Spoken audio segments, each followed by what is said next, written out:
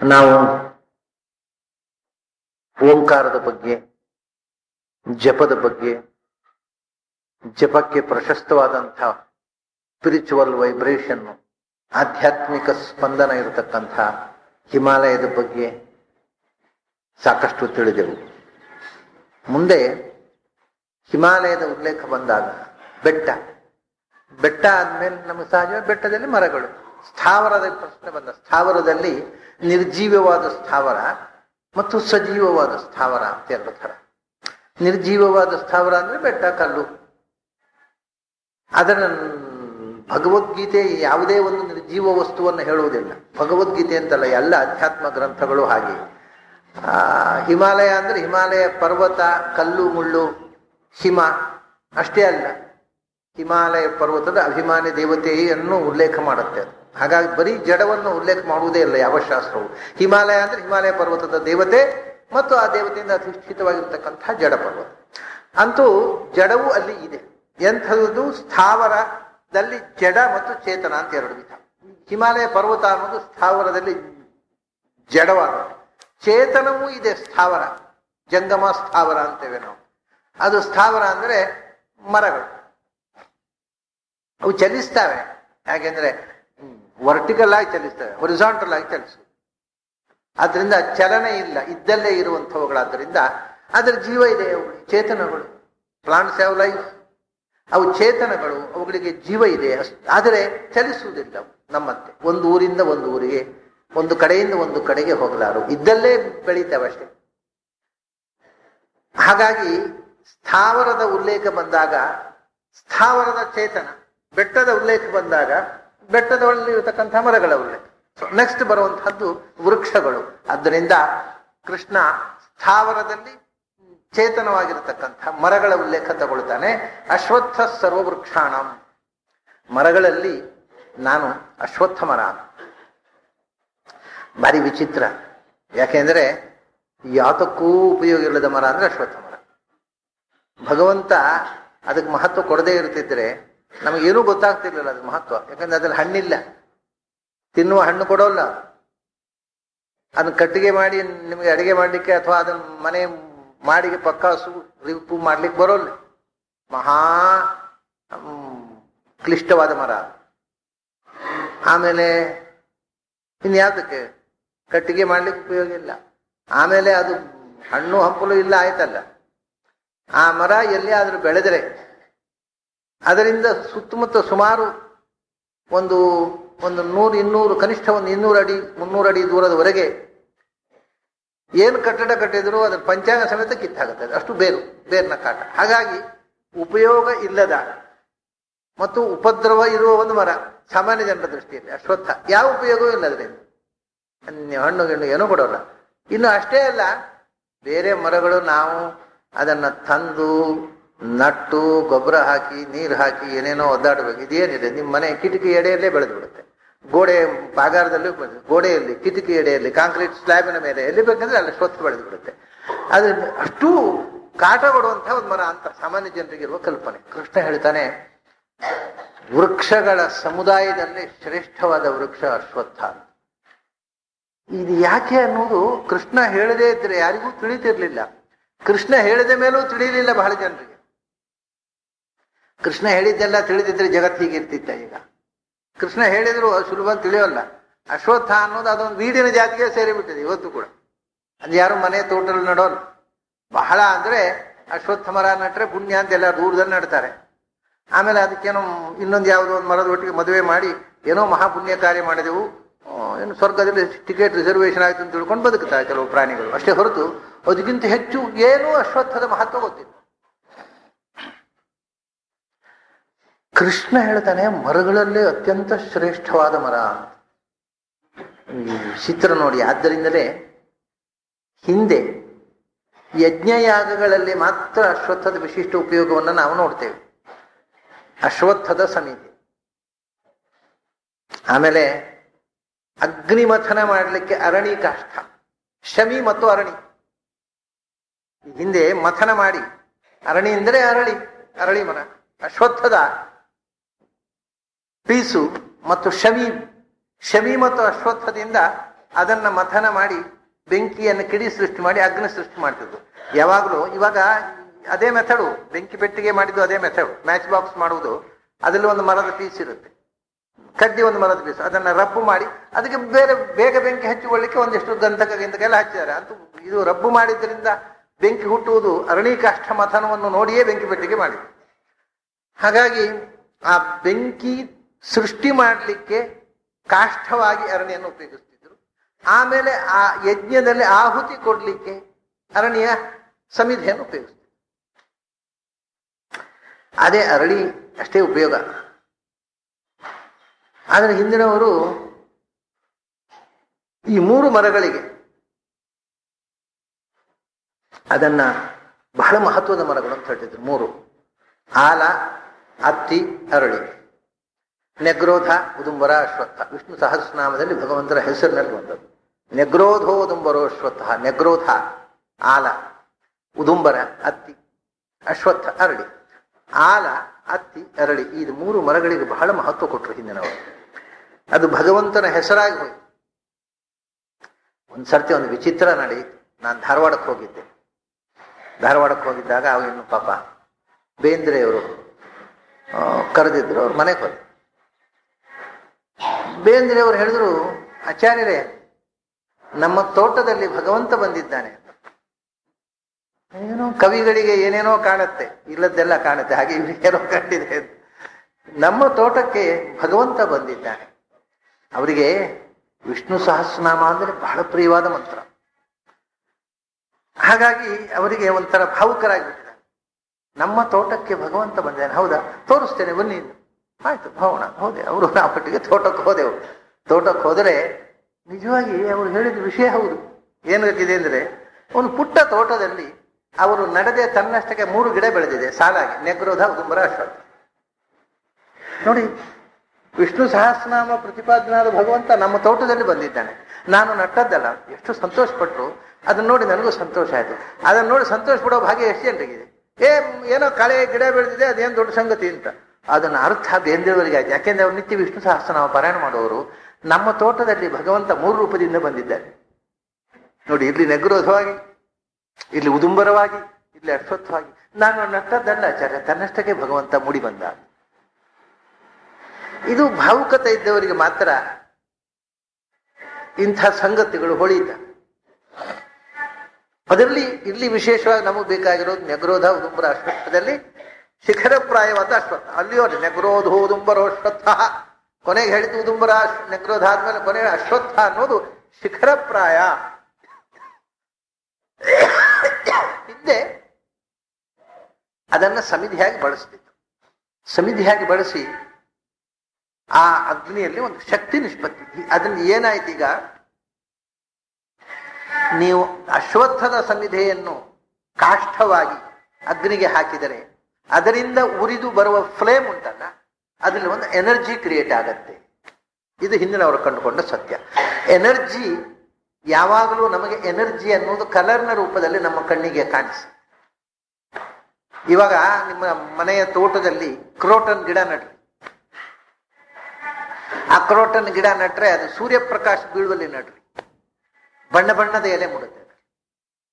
ಅದು ಅವಾಗ leaves are colourful. ಯಾಕೆಂದ್ರೆ ಸೂರ್ಯನ 7 ಬಣ್ಣಗಳಿವೆಯಲ್ಲ, ಅವು ಇದರಲ್ಲಿ ಸೇರಿಕೊಂಡು ಇಲ್ಲಿ ಬಣ್ಣವಾಗಿ ರೂಪಾಂತರಗೊಳ್ಳುತ್ತದೆ. ಎನರ್ಜಿ ಟ್ರಾನ್ಸ್ಫಾರ್ಮ್ ಆಗುತ್ತದೆ.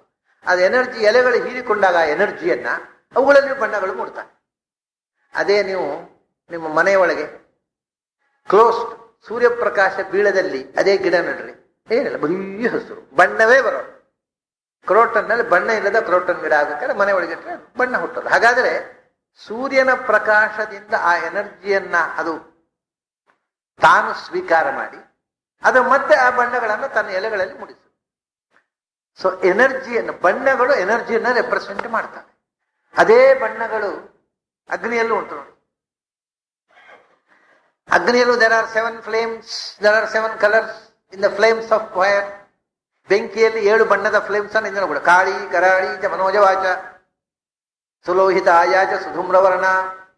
ಅಲ್ಲೇ ಅದು ಹೆಸರು ಬಿಡಿ, ಆ ಹೆಸರು 7 ಬಣ್ಣಗಳು ಇದೇ ರೀತಿ. ಸೂರ್ಯನಲ್ಲಿ ಏನು ಬಣ್ಣಗಳಿದೆ ಸ್ಫುಲಿಂಗಿನಿ ವಿಶ್ವರುಚೀಚ ದೇವಿ ಅಂತ ಅದಕ್ಕೆ ಹೆಸರು. ಕಾಳಿ, ಕರಾಳಿ, ಮನೋಜವ, ಸುಲೋಹಿತ, ಸುಧೂಮ್ರವರ್ಣ, ಸ್ಫುಲಿಂಗಿನಿ, ವಿಶ್ವರುಚಿ ಅಂತ 7 ಫ್ಲೇಮ್ಸ್ಗೆ 7 ಹೆಸರು ಕೊಟ್ಟಿದ್ದಾರೆ.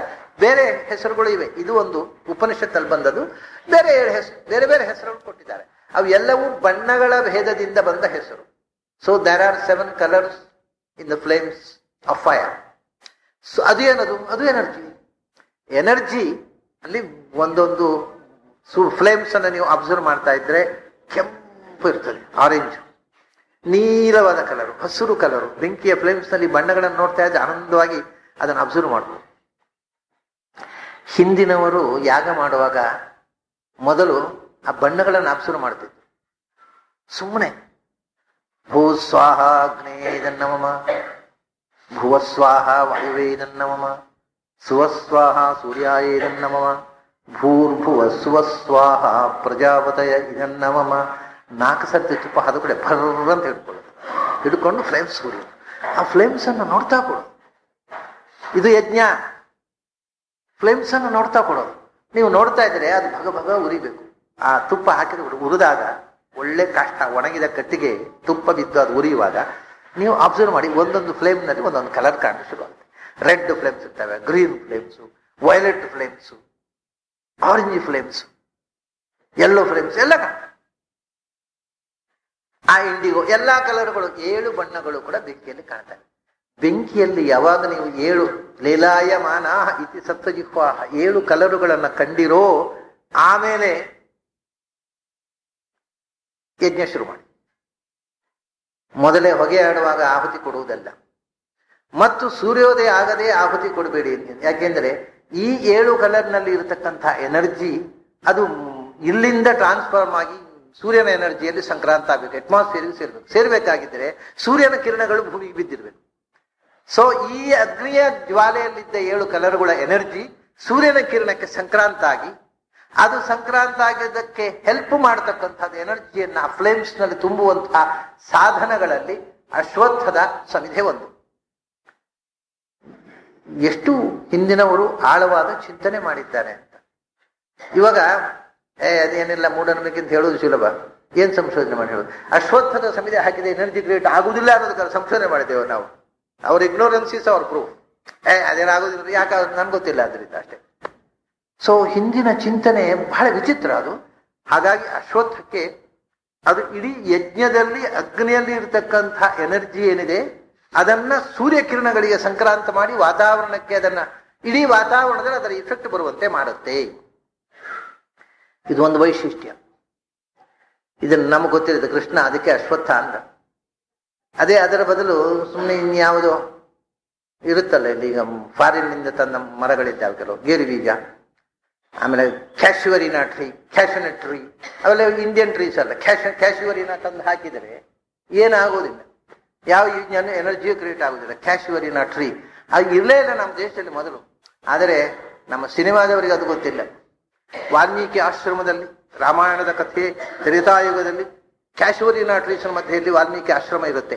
ಸಿನಿಮಾದವರಿಗೆ ಏನು ಮಾಡಿ ನಡೆಯುತ್ತೆ ಅವ್ರಿಗೆ, ಯಾಕಂದ್ರೆ ತಲೆ ಬೇಕಾಗುದಿಲ್ಲ ಸಿನಿಮಾ ಮಾಡ್ಲಿಕ್ಕೆ. ನೋಡುವವರಿಗೂ ತಲೆ ಇರುವುದಿಲ್ಲ, ಮಾಡುವವರಿಗೂ ಇರೋದಿಲ್ಲ, ಅದನ್ನ ನಡೆದು ಹೋಗುತ್ತೆ ಅದು. ನೋಡೋರಿಗೆ ತಲೆ ಇದ್ದವರು ನೋಡೋಲ್ಲ, ಅದನ್ನ ಸಖ್ಯ ಪಡ್ತಾರೆ. ಈ ಕಣ್ಕಂಡ್ಬಿಟ್ಟು ನೋಡ್ಕೊಂಡು ಕೂತ್ಕೊಳ್ತಾರಲ್ಲ, ಅಂದ್ರೆ ಅವರಿಗೆ ಕಣ್ಣಿದ್ದಷ್ಟು ಪರಿಮಾಣದಲ್ಲಿ ತಲೆ ಇರೋಲ್ಲ, ಹಾಗಾಗಿ ಕಣ್ಕಂಡ್ಬಿಟ್ಟು ನೋಡ್ತಾ ಇರ್ತಾರೆ ಸಿನಿಮಾವನ್ನು. ಅದ್ರ ಏನ್ ನ್ಯೂಸೆನ್ಸ್ ಇದ್ರು ಆನಂದ, ಎಂಜಾಯ್ಮೆಂಟ್. ಕಣ್ಣಲ್ಲಿ ಧಾರಾಕಾರವಾಗಿ ನೀರು ಇಳಿದು ಶುರುವಾಗುತ್ತೆ, ಆನಂದವೋ ಆನಂದ, ಬ್ರಹ್ಮಾನಂದ. ಹೀಗೆ ಏನಾಗಿದೆ, ಎನರ್ಜಿ ಕ್ರಿಯೇಟ್ ಆಗತ್ತೆ. ಇದು ಒಂದು ಸಂಗತಿ ಅಶ್ವತ್ಥ. ಇನ್ನೊಂದು ವಿಶೇಷ ಏನು ಗೊತ್ತುಂಟ ಅಶ್ವತ್ಥದ್ದು? ಅದನ್ನ ಇವತ್ತು ಅಶ್ವತ್ಥದಲ್ಲಿ ವಿಷ್ಣು, ಶಿವ, ಬ್ರಹ್ಮ ಎಲ್ಲ ದೇವತೆಗಳು ಅದು ಕಾಂಡದಿಂದ ತುದಿ ತನಕ ತುಂಬಿದ್ದಾರೆ, ಬುಡದಿಂದ ಅಂತ ಎಲ್ಲ ಶ್ಲೋಕಗಳನ್ನು ಹೇಳಿ ಪ್ರದಕ್ಷಿಣೆ ಬರ್ತಾರೆ. ಎಲ್ಲಿ ತನಕ ಅಂದ್ರೆ ನಮ್ಮ ಜ್ಯೋತಿಷಿಗಳು ಮಕ್ಕಳಾಗದೆ ಇದ್ರೆ ಅಶ್ವತ್ಥ ಪ್ರದಕ್ಷಿಣೆ ಬರ್ರಿ ಅಂತ ಹೇಳೋದು ಉಂಟು. ಇದೆಲ್ಲ ಸಾಮಾನ್ಯ ನಮ್ಮ ಜನ ಏನ್ ತಿಳ್ಕೊಂಡ್ರು, ಬ್ರಿಟಿಷರು ನಮಗೆ ಇಂಗ್ಲಿಷ್ ಕಲಿಸಿದ ಮೇಲೆ ಇವೆಲ್ಲ ಮೂಢನಂಬಿಕೆ ಅನ್ನೋ ಒಂದು ಕಲ್ಪನೆ ಬಂತು. ಯಾಕೆಂದ್ರೆ ನಮ್ಮ ತಲೆಯಲ್ಲಿ ಮೂಢನಂಬಿಕೆ ತುಂಬಿದವರೇ ಬ್ರಿಟಿಷರು. ಆದ್ರಿಂದ ಅವರೇನು ಮಾಡಿದ್ರು, ಅವ್ರು ಏನ್ ಕಳಿಸಿದ್ದಾರೆ ಅದು ಅಲ್ಲ, ಅದು ಬಿಟ್ಟು ಉಳಿದದ್ದೆಲ್ಲ ಮೂಢನಂಬಿಕೆ ನಮ್ಮ ಮಕ್ಕಳ ತಲೆಗೆ ತುಂಬಿದ್ರು. ಅವರು ತುಂಬಿದ್ದೇನು ನಮ್ಮ ಪ್ರೊಫೆಸರ್ಗಳೇ ತುಂಬೋದು. ಅವರು ನಮ್ಮ ಪ್ರೊಫೆಸರ್ಗಳಿಗೆ ತುಂಬಿದ್ರು, ಇವರು ತಮ್ಮ ಮೂಢನಂಬಿಕೆ ಮಕ್ಕಳ ತಲೆಗೆ ತುಂಬುತ್ತಾ ಇದ್ದಾರೆ ಅಷ್ಟೇ. ಅಂದ್ರೆ ಒಟ್ಟು ಅಜ್ಞಾನ ಸ್ಪ್ರೆಡ್ ಆಗ್ತಾ, ಅಜ್ಞಾನದ ಪ್ರಚಾರಕ್ಕೆ ಯೂನಿವರ್ಸಿಟಿಗಳು, educational institutions are contributing their level best ಅಷ್ಟೇ. ಅವ್ರಿಗೆ ಯಥಾಶಕ್ತಿ ಅಜ್ಞಾನದ ಪ್ರಸಾರಕ್ಕೆ ಕೆಲಸ ಮಾಡ್ತಾ ಇದ್ದಾವೆ ನಮ್ಮ ಶಿಕ್ಷಣ ಸಂಸ್ಥೆಗಳು. ಅದರಲ್ಲಿ ಜಗಳ. ಎಷ್ಟು ಪರ್ಸೆಂಟ್ ಅಜ್ಞಾನ ಪ್ರಸಾರ ನಮ್ಮಿಂದ ಆಗಬೇಕು? 50%, 25%, 75% ಅಷ್ಟೇ ಜ್ಞಾನ ಪ್ರಸಾರ. ಅಜ್ಞಾನ ಪ್ರಸಾರ ಎಷ್ಟು ಪರ್ಸೆಂಟ್ ನಮ್ಮ ಪಾಲನದಿರ್ಬೇಕು ಅನ್ನೋ ಜಗಳ ಅಷ್ಟೇ. ಅದು ಎಷ್ಟು ಪರ್ಸೆಂಟ್ ಆದ್ರೂ ಆಗೋದು ಅಜ್ಞಾನ ಪ್ರಸಾರ. ಜ್ಞಾನ ಅಂತೂ ಯೂನಿವರ್ಸಿಟಿಯ ಕ್ಯಾಂಪಸ್ನ ಒಳಗೆ ಬರೋದು. ಹಾಗೆ ಅಜ್ಞಾನ ಪ್ರಸಾರದಲ್ಲಿ ನಮ್ಮ ಶಾಲೆ ಎಷ್ಟಿರ್ಬೇಕು ಅಂತ ಅನ್ನೋದು ಜಗಳ ಅಷ್ಟೇ. ಯಾಕೆಂದ್ರೆ ಹೆಚ್ಚು ಅಜ್ಞಾನ ಕೊಟ್ಟರೆ ಹೆಚ್ಚು ದುಡ್ಡು ಸಿಗುತ್ತೆ ಅಂತ, ಅದು ಮುಖ್ಯ ವಿಷಯ. ಲಾಭ ಹೆಚ್ಚು ಸಿಗುತ್ತೆ, ಆದ್ರಿಂದ ಎಷ್ಟು ಟೊಪ್ಪಿ ಹಾಕ್ಬೋದು, ನಿಮಗೆ ಎಷ್ಟು ದುಡ್ಡು ಮಾಡ್ಬೋದು ಎಜುಕೇಶನ್ ಇನ್ಸ್ಟಿಟ್ಯೂಷನ್ ಇಂದ ಅನ್ನೋದು ಮುಖ್ಯ ಆಗುತ್ತೆ. ಅಲ್ಲಿ ಜ್ಞಾನ ಅಲ್ಲ ಇರ್ಲಿ. ಹಾಗಾಗಿ ಅಶ್ವತ್ಥ ಪ್ರದಕ್ಷಿಣೆ ಅಂತ ಒಂದಿತ್ತು ಹಿಂದೆ. ಈಗ ವೈಜ್ಞಾನಿಕವಾಗಿ ಜನಕ್ಕೆ ತಿಳಿದು ಬಿಟ್ಟಿದೆ. ಏನು ಅಂದ್ರೆ ಇದು ಬಹಳ ಆಶ್ಚರ್ಯದ ವಿಷಯ. ಜಗತ್ತಿನಲ್ಲಿ ಇರುವ ವೃಕ್ಷಗಳಲ್ಲೇ ಹೈಯೆಸ್ಟ್ ಆಕ್ಸಿಜನ್ ಸಪ್ಲೈ ಮಾಡುವ ಮರ ಅಶ್ವತ್ಥ. ಹಾಗಾದ್ರೆ ಅಶ್ವತ್ಥ ನಮಗೆ ಮರದಿಂದಲೇ ಆಕ್ಸಿಜನ್ ಸಪ್ಲೈ ಆಗಬೇಕು. ನಾವು ಉಸಿರಾಡುವುದೇ ಆಕ್ಸಿಜನ್ ಇಂದ, ಆಕ್ಸಿಜನ್ ಕೊಡುವುದೇ ಮರಗಳು. ಮರದಲ್ಲಿ ಹೈಯೆಸ್ಟ್ ಆಕ್ಸಿಜನ್ ಕ್ರಿಯೇಟ್ ಮಾಡ್ತಕ್ಕಂಥ ಮರ ಅಶ್ವತ್ಥ ಅನ್ನೋದು ಇವತ್ತು ವೈಜ್ಞಾನಿಕವಾಗಿ ಸಿದ್ಧ ಆಗಿಬಿಟ್ಟಿದೆ. ಇದು ಕೃಷ್ಣ ಹೇಳಿದಾಗ ನಮಗೆ ನಂಬಿಕೆ ಆಗಲಿಲ್ಲ. ವಿಜ್ಞಾನಿಗಳು ಹೇಳಿದ್ಮೇಲೆ ನಂಬಬೇಕಲ್ಲ. ಕೃಷ್ಣ ಹೇಳಿದ್ದನ್ನು ನಂಬದೇ ಇದ್ದು ನಡೆಯುತ್ತೆ. ವಿಜ್ಞಾನಿಗಳು ಹೇಳಿದ್ರೆ ನಂಬದೇ ಇರ್ಲಿಕ್ಕಾಗತ್ತಾ? ವಿಜ್ಞಾನಿಗಳು ಹೇಳ್ತಾ ಇದ್ದಾರೆ ಹೈಯೆಸ್ಟ್ ಆಕ್ಸಿಜನ್ ಸಪ್ಲೈ ಮಾಡೋದು. ಅದರಿಂದ ಆಕ್ಸಿಜನ್ ಸಪ್ಲೈ ಮಾಡೋದು ಅಷ್ಟೇ ಅಲ್ಲ, ಅದನ್ನು ಇನ್ನೂ ಸಂಶೋಧನೆ ಮಾಡಿದ್ರು. ಸಂಶೋಧನೆ ಮಾಡಿ ಕೊನೆಗೆ ಎಲ್ಲಿ ತನಕ ಅಂದ್ರೆ ಅದು ಆಕ್ಸಿಜನ್ ಅನ್ನು ದೇಹದ ಒಳಕ್ಕೆ ಕಳಿಸಿ ದೇಹದಲ್ಲಿ ಪ್ರಜನನ ಶಕ್ತಿಯನ್ನು ಹೆಚ್ಚಿಸುತ್ತೆ ಅನ್ನೋದು ಈಗ ಗೊತ್ತಾಗಿದೆ. ಆದ್ರಿಂದ ಅಶ್ವತ್ಥ ಪ್ರದಕ್ಷಿಣೆ ಬಂದರೆ ಬಂಜೆಯರು ಗರ್ಭಿಣಿಯಾಗುವ ಪಾಸಿಬಿಲಿಟಿ ಇದೆ ಅಂತ ಇವತ್ತು ವಿಜ್ಞಾನವು ಹೇಳ್ತಾರೆ. ಇದೆಲ್ಲ ಎಂದೋ ಹಿಂದಿನವರು ಹೇಳಿದ್ದು ಮೂಢನಂಬಿಕೆ ಆಯಿತು. ವಿಜ್ಞಾನಿಗಳು ಹೇಳಿದ್ಮೇಲೆ ಮೂಢನಂಬಿಕೆ ಆಗೋದು ಸಾಧ್ಯ ಇಲ್ಲ ನೋಡಿ. ಅವರು ಮೂಢರಲ್ಲ, ನಮ್ಮ ಹಿಂದಿನವರೆಲ್ಲ ಮೂಢರಿದ್ರು. ಅದೇ ವಿಜ್ಞಾನಿಗಳು ಮೂಢರಾಗ್ತಾರ? ಮೂಢರಾದರೂ ವಿಜ್ಞಾನಿಗಳಾಗೋ ಸಾಧ್ಯ ಇಲ್ಲ, ವಿಜ್ಞಾನಿಗಳಾಗೋದು ಮೂಢರಾಗೋದು ಸಾಧ್ಯ ಇಲ್ಲ. ಅಷ್ಟು ಭಯಂಕರ ವಿರೋಧ ಅದು. ಗೋವು ಮತ್ತು ವ್ಯಾಘ್ರಕ್ಕೆ ಇದ್ದ ಹಾಗೆ ವಿರುದ್ಧ ಅದು. ಹಾಗಾಗಿ ಇವತ್ತು ನಮ್ಮ ಮಕ್ಕಳಲ್ಲಿ ಮೂಢನಂಬಿಕೆಯನ್ನು ತುಂಬುವವರು ವಿಜ್ಞಾನಿಗಳೇ, ಪೌರಾಣಿಕರಲ್ಲ. ಯಾಕಂದ್ರೆ ಪೌರಾಣಿಕರು ಹೇಳಿದ್ದನ್ನು ಯಾರು ನಂಬೋಲ್ಲ. ವಿಜ್ಞಾನಿಗಳು ಹೇಳಿದ ಎಲ್ಲಾ ಮೂಢನಂಬಿಕೆಗಳನ್ನ ನಮ್ಮ ವಿದ್ಯಾರ್ಥಿಗಳು ನಂಬ್ತಾರೆ. ಅಂದ್ರೆ ಇವತ್ತು ಹೈಯೆಸ್ಟ್ ಕಾಂಟ್ರಿಬ್ಯೂಷನ್ ಅಜ್ಞಾನ ಪ್ರಸಾರಕ್ಕೆ ವಿಜ್ಞಾನಿಗಳದ್ದೇ ಇರೋದು. ಅವರು ತಮ್ಮ ಮೂಢನಂಬಿಕೆಗಳನ್ನೇ ವಿದ್ಯಾರ್ಥಿಗಳಿಗೆ ತುಂಬುತ್ತಾ ಇದ್ದಾರೆ. ಇರ್ಲಿ. ಹೀಗಾಗಿ ಅಶ್ವತ್ಥ ಸರ್ವವೃಕ್ಷಾಣ ಅಂತ ಕೃಷ್ಣ ಹೇಳುವಾಗ ನಿಮಗೆ ಉಸಿರಾಡಲಿಕ್ಕೆ ಬೇಕಾದಂತ ಹೈಯೆಸ್ಟ್ ಆಕ್ಸಿಜನ್ ಕೊಡ್ತಕ್ಕಂಥ ಮರ ಅನ್ನೋದು ಕೃಷ್ಣನ ಮನಸ್ಸಿನಲ್ಲಿತ್ತು. ಆಮೇಲೆ ದೇಹದೊಳಗೆ ಗರ್ಭದೋಷ ಇದ್ದವರ ಗರ್ಭದೋಷವನ್ನು ಪರಿಹಾರ ಮಾಡಿ ಅಲ್ಲಿ ಎನರ್ಜಿ ಕ್ರಿಯೇಟ್ ಮಾಡಿ ಮಕ್ಕಳಾಗುವಂತೆ ಮಾಡುವ ಶಕ್ತಿ ಅಶ್ವತ್ಥದ ಗಾಳಿಗೆ ಇದೆ ಅಂತ ಕೃಷ್ಣ ಮನಸ್ಸಲ್ಲಿಟ್ಟು ಹೇಳಿದ. ಎಲ್ಲಕ್ಕಿಂತ ಹೆಚ್ಚು ಅಶ್ವತ್ಥದ ಸಮಿಧಿಯಿಂದ ನೀವು ಆಹುತಿ ಕೊಟ್ರೆ ಅದು ಎನರ್ಜಿ, ಅಗ್ನಿಯಲ್ಲಿ ಎನರ್ಜಿ ಕ್ರಿಯೇಟ್ ಆಗಿ ಅದು ಸೂರ್ಯನಲ್ಲಿ ಸಂಕ್ರಾಂತ ಆಗಿ ವಾತಾವರಣದಲ್ಲಿ ಎನರ್ಜಿಯಾಗಿ ಪರಿಣಾಮ ಆಗುತ್ತೆ ಹೋಮ ಮಾಡುವಾಗ. ಅಲ್ಲ, ಇದಿಷ್ಟು ವಿಷಯ ನಮಗೆ ಈಗ ಸುಮಾರಾಗಿ ತಿಳಿದ್ರು. ಇನ್ನೇನೇನು ಸಂಗತಿಗಳಿತ್ತೋ ಕೃಷ್ಣನ ಮನಸ್ಸಿನಲ್ಲಿ ಯಾರಿಗೂ ಗೊತ್ತು. ಅಶ್ವತ್ಥದ ವೈಶಿಷ್ಟ್ಯದಲ್ಲಿ ಈ 5000 ವರ್ಷದ ನಂತರ ತಿಳಿದದ್ದು 2-3 ಸಂಗತಿ. ಕೃಷ್ಣನ ಮನಸ್ಸಿನಲ್ಲಿ ಅವನು ಸೃಷ್ಟಿ ಮಾಡಿದವ ಏನೇನು ಶಕ್ತಿ ಇಟ್ಟಿದ್ದಾರೋ ಯಾರಿಗೂ ಗೊತ್ತು. ಇವತ್ತು ಕಷ್ಟಪಟ್ಟು ವಿಜ್ಞಾನಿಗಳು ಶೋಧನೆ ಮಾಡಿ ಮಾಡಿ ಒಂದು 2-3 ಸಂಗತಿ ಗೊತ್ತಾಗಿದೆ. ಈ 2-3 ಸಂಗತಿಯೇ ಎಕ್ಸ್ಕ್ಲೂಸಿವ್, ಜಗತ್ತಿನ ಯಾವ ಮರದಲ್ಲೂ ಇಲ್ಲ. ಹಾಗಾದ್ರೆ ಕೃಷ್ಣ ಅಶ್ವತ್ಥ ಸರ್ವವೃಕ್ಷಾಣ ಅಂತ ಹೇಳಿದ್ದು ಎಷ್ಟು ಅರ್ಥಪೂರ್ಣ ಅನ್ನೋದನ್ನು ಯೋಚನೆ ಮಾಡಿ. ಅಶ್ವತ್ಥದಷ್ಟು ಆಕ್ಸಿಜನ್ ಕೊಡ್ತಕ್ಕಂಥ ಮರವೇ ಇದೆ. ಅದಕ್ಕೆ ಅಶ್ವತ್ಥ ಅಂತ ಹೆಸರು. ಅದರಲ್ಲಿ ಇರತಕ್ಕಂಥ ಭಗವಂತನಿಗೂ ಅಶ್ವತ್ಥ ಅಂತ ಹೆಸರು. ನಾನು ಅಶ್ವತ್ಥ ಶಬ್ದವಾಚ್ಯನಾಗಿ ಆ ಮರದಲ್ಲಿದ್ದೇನೆ, ಅದರಿಂದ ಆ ಮರಕ್ಕೆ ಅಶ್ವತ್ಥ ಅಂತ ಹೆಸರು. ಅಶ್ವತ್ಥ ಅನ್ನೋದು ಮರದ ಹೆಸರು. ಯಾಕೆಂದ್ರೆ ಆ ಮರದಲ್ಲಿರುವ ಭಗವಂತನೇ ಅಶ್ವತ್ಥ ಶಬ್ದವಾಚ್ಯ. ಯಾಕೆ ನಾನು ಅಶ್ವತ್ಥ? ಯಾಕೆಂದ್ರೆ ಅಶ್ವದ ಹಾಗೆ ಇದ್ದೇನೆ ನಾನು. ಅಶ್ವವತ್ ಸ್ಥಿತ ಅಶ್ವತ್ಥ. ನಾನು ಅಶ್ವದ ಹಾಗೆ ಇದ್ದೇನೆ, ಕುದುರೆ ಹಾಗೆ. ಎಲ್ಲಿ ಕುದುರೆ ಆಗಿದ್ದು? ಹಯಗ್ರೀವ. ವಾಜಿವಕ್ತ್ರ ವಕ್ತ್ರಿ ವೇದಾನ್ ಪಾತ ಮಾಂ ವಾಜಿವಕ್ತ್ರ ವಾಗೀಶಾಖ್ಯ ವಾಸುದೇವಸ್ಯ ಮೂರ್ತಿ ಅಂತ ವೇದಾಂತ ದೇಶಿಕರು ಹಯಗ್ರೀವ ಸ್ತೋತ್ರ ಮಾಡ್ತಾರೆ. ಅದು ವೇದವನ್ನು ಉಪದೇಶ ಮಾಡಿದ ಮೂರ್ತಿ. ಅದಕ್ಕೆ ವಿಶೇಷವಾಗಿ ಅಶ್ವತ್ಥ ನೋಡಿ. ಅಶ್ವತ್ಥ ಅದರಲ್ಲಿ ಇರತಕ್ಕಂಥ ಭಗವಂತನ ಹೆಸರು ಅಶ್ವತ್ಥ ಅಂತ. ಯಾಕೆಂದ್ರೆ ಅಶ್ವರೂಪದಿಂದ ಇದ್ದಾನೆ. ಅಶ್ವರೂಪದಿಂದ ಇರುವ ರೂಪ ಯಾವುದು ಗೊತ್ತುಂಟ? ವೇದೋಪದೇಶ ಮಾಡಿದ ರೂಪ. ಹಯಗ್ರೀವ ರೂಪದಿಂದ ವೇದಗಳನ್ನು ಉಪದೇಶ ಮಾಡಿದ್ದು ಚತುರ್ಮುಖನಿಗೆ. ಹಯಗ್ರೀವ ರೂಪದಿಂದ ವೇದವನ್ನು ಉಪದೇಶ ಮಾಡಿದ್ದು ಸೂರ್ಯಾಂತರ್ಗತ ಆಗಿರತಕ್ಕಂಥ ಭಗವಂತ ಯಾಜ್ಞವಲ್ಕ್ಯ. ಸೊ ವೇದೋಪದೇಶ ಎಲ್ಲ ಹಯಗ್ರೀವ ರೂಪ. ಹಾಗಾದ್ರೆ ವೇದೋಪದೇಶ ಆದ್ದರಿಂದಲೇ ಹಿಂದಿನ ಕಾಲದ ಋಷಿಗಳು ಅಶ್ವತ್ಥ ಮರದ ಬುಡದಲ್ಲಿ ಕೂತು ವೇದ ಪಾಠ ಮಾಡಿ, ಕಾಡಿನಲ್ಲಿ ಗುರುಕುಲದಲ್ಲಿ ಅಶ್ವತ್ಥ ಮರದ ಬುಡದಲ್ಲಿ ವೇದ ಪಾಠ.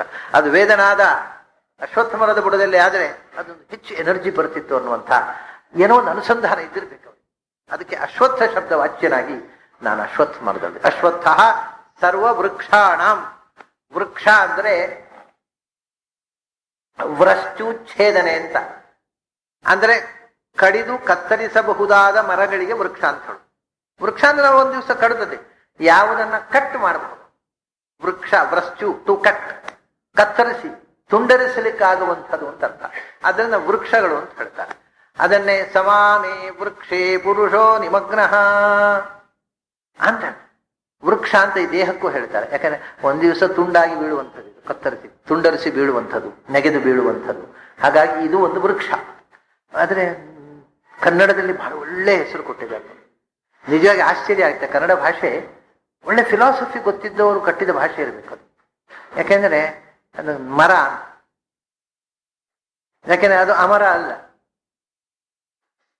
ಇದು ಮರ, ಯಾಕಂದ್ರೆ ಒಂದು ದಿವಸ ಬಿದ್ದು ಹೋಗುತ್ತೆ. ಅಮರ ಅಲ್ಲ. ಯಾವುದು ಅಮರ ಅಲ್ಲವೋ ಅದು ಮರ. ಸಂಸ್ಕೃತ ಶಬ್ದ ಇದು ಮರ ಅನ್ನೋದು. ಮರಣಕ್ಕೆ ಬದ್ಧವಾದದ್ದು ಅಂತ ಅರ್ಥ ಮರ ಅಂದ್ರೆ. Beautiful word. ಮರಹ ಮ್ರಿಯತೆ ಇತಿ ಮರಹ. ಯಾವುದು ಸಾಯುತ್ತೋ ಅದು ಮರ. ಇದು ಸಾಯುತ್ತೆ, ಅದು ಸಾಯುತ್ತೆ. ಇದು ಮರ, ಅದು ಮರ. ಹಾಗೆ ಅಂಥ ಮರದಲ್ಲಿ ಅಶ್ವತ್ಥ ಸರ್ವ ವೃಕ್ಷಾಣ ಅಂದ್ರೆ ಎಲ್ಲ ವೃಕ್ಷಗಳು ಅಂತಂದ್ರೆ ಇನ್ನೊಂದು ಮುಖ ಏನಾಯ್ತು ಈಗ? ಸಮಸ್ತ ಶರೀರಗಳಲ್ಲಿ ಮರಗಳು ಅಂತ ಒಂದು ಆಯ್ತು. ಸಮಸ್ತ ಶರೀರಗಳು ವೃಕ್ಷ ಅಂದ್ರೆ ಮರಗಳು, ಶರೀರವೂ ಹೌದು. ಯೇಷೋ ಅಶ್ವತ್ಥ ಸನಾತನ ಊರ್ಧ್ವ ಮೂಲ ಅವಾಕ್ಷಾಖ ಯಶಃ ಅಶ್ವತ್ಥ. ಇದೊಂದು ವೃಕ್ಷ ಅಂತ ಹೇಳಿದ ಕೃಷ್ಣ. ಅವನೇ ಹೇಳಿ ಇಲ್ಲಿ ಈ ಶ್ಲೋಕ ಹೇಳಿದವನೇ ಮುಂದೆ 15ನೇ ಅಧ್ಯಾಯದಲ್ಲಿ ಹೇಳ್ತಾರೆ ಇದು ಒಂದು ವೃಕ್ಷ. ಯಾಕೆಂದ್ರೆ ಇದೊಂದು ಅಶ್ವತ್ಥ ಮರ ಅಂತ. ಯಾಕೆ? ಅಶ್ವತ್ಥ ಒಳಗೆ, ನಾನು ಅಶ್ವತ್ಥ ಶಬ್ದ ಅಚ್ಚನಾಗಿ ಒಳಗಿದ್ದೇನೆ, ಆದ್ರಿಂದ ಇದು ಒಂದು ಅಶ್ವತ್ಥ ಮರವೇ. ಅವನು ಅಶ್ವತ್ಥನಾಗಿ ಒಳಗಿದ್ರೆ ಈ ಬಾಯಿಂದ ವೇದನಾದ ಬರುತ್ತೆ. ವೇದಾವಿಷ್ಕಾರ ಮಾಡತಕ್ಕಂಥ ಭಗವಂತ ಈ ಮರದಲ್ಲಿ ಕೂತ್ರೆ ಇದು ಅಶ್ವತ್ಥ ಆಗತ್ತೆ. ಇಲ್ಲದೆ ಇದ್ರೆ ಯಾವುದೋ ವೀಡು ಅಷ್ಟೇ. ಅಶ್ವತ್ಥ ಆಗ್ಬೇಕಾಗಿದ್ರೆ ಒಳಗೆ ಅಶ್ವತ್ಥ ಕೂಡಬೇಕು. ಅಶ್ವತ್ಥ ಕೂತ್ರೆ ವೇದಾವಿಷ್ಕಾರ, ಬಾಯಿಂದ ವೇದ ವಚನ ಉಂಟಲ್ಲ, ಆ ವೇದ ಮಂತ್ರಗಳು ಅದು ಅಷ್ಟು ಸ್ವಚ್ಛವಾಗಿ ಬರಬೇಕು. ಅದಕ್ಕೆ ಅಶ್ವರೂಪದಲ್ಲಿ ಇರ್ತಕ್ಕವರು ಇಬ್ರು, ವಾಯುದೇವರು ಮತ್ತು ಭಗವಂತ. ಈ ಪ್ರಾಣ ನಾರಾಯಣರು ಅಶ್ವರೂಪದಿಂದ ಒಳಗೆ ಕೂತ್ರೆ ವೇದ ಬರುತ್ತೆ ಸ್ವಚ್ಛವಾಗಿ. ಮೊನ್ನೆ ನಾನು ಓಂಕಾರದ ಬಗ್ಗೆ ಹೇಳಿದೆ. ಪ್ರಾಣದೇವರು ಒಳ ಕೂತು ನುಡಿಸಿದರೆ ಮಾತ್ರ ಓಂಕಾರದ ನಾದ ಬರುತ್ತೆ. ಇರದಿದ್ರೆ ಹೇಳಿ ಕೂಡದೇ ಇದ್ದವರು ಓಂಕಾರ ಹೇಳಿದ ಹಾಗಾಗುತ್ತೆ ಅಂತ.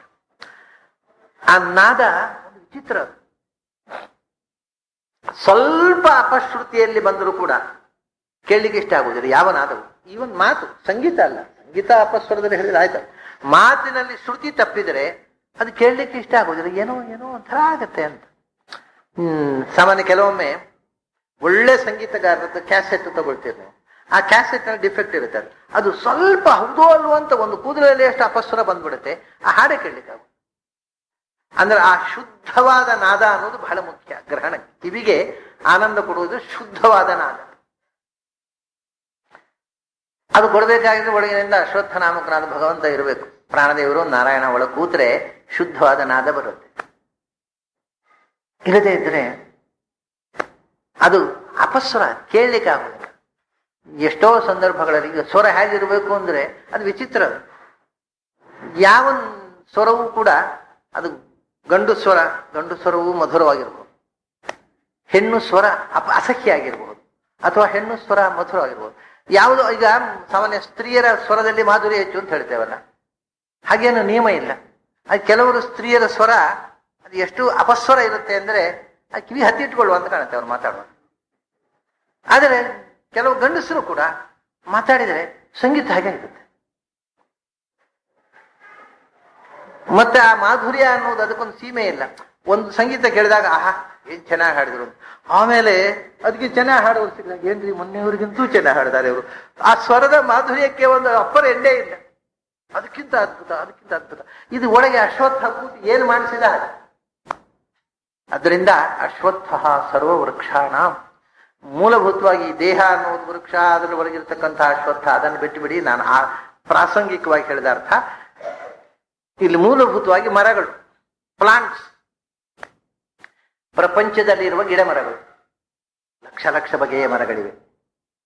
ಅದರಲ್ಲಿ ಹಿಂದಿನವರು ಒಂದು 6 ಬಗೆಯ ಮರಗಳನ್ನ ಒಟ್ಟಿಗೆ ಪ್ರಪಂಚದ ವಿಧಾನ 6 ಹೇಳಿದೆ. ಏನು? ಒಂದು ಹಣ್ಣು ಕೊಡುವ ಮರಗಳು, ದೊಡ್ಡದಾಗಿ ಬೆಳೆದು ಹೂ ಬಿಟ್ಟು ಹಣ್ಣು ಬಿಡುವಂಥವು, ಹೂ ಬಿಡದೆ ಹಾಗೆಯೇ ಹಣ್ಣು ಬಿಟ್ಟು ಅದು ತಿನ್ಲಿಕ್ಕಾಗದ ಹಣ್ಣು ಯಾವುದು? ಹೂ ಬಿಡದೆ ಹಣ್ಣು ಬಿಡುವವುಗಳು. ಹೂ ಬಿಟ್ಟು ಹಣ್ಣು ಬಿಡುವ 2 ದೊಡ್ಡ ಮರಗಳು, ಇವನ್ನ ವನಸ್ಪತಿ ಮತ್ತು ವಾನಸ್ಪತ್ಯ ಅಂತ ಕರೀತಾರೆ. ಆಮೇಲೆ ಹೂ ಹಣ್ಣು ಬಿಡುವ ಆದ್ರೆ ನೆಲದಲ್ಲಿ ಹರ್ಕೊಂಡು ಹೋಗುವಂಥವು ಇವು ಕ್ರೀಪರ್ಸ್, ಲತೆಗಳು. ಆಮೇಲೆ ದೊಡ್ಡ ಮರವೂ ಆಗುವುದಿಲ್ಲ, ಬಳ್ಳಿಯಾಗಿ ಹರ್ಕೊಂಡು ಹೋಗುವುದಿಲ್ಲ, ಸಣ್ಣ ಸಣ್ಣ ಗಿಡಗಳು, ಬುಷಸ್, ವೀರುತ್ತುಗಳು. ಆಮೇಲೆ ಮತ್ತೆ ಕೆಲವು ಗಿಡಗಳಾಗ್ತವೆ, ಹಣ್ಣು ಬಿಡ್ತವೆ, ಆಮೇಲೆ ಹಣ್ಣು ಬಿಟ್ಟ ತಕ್ಷಣ ಸಾಯ್ತವೆ.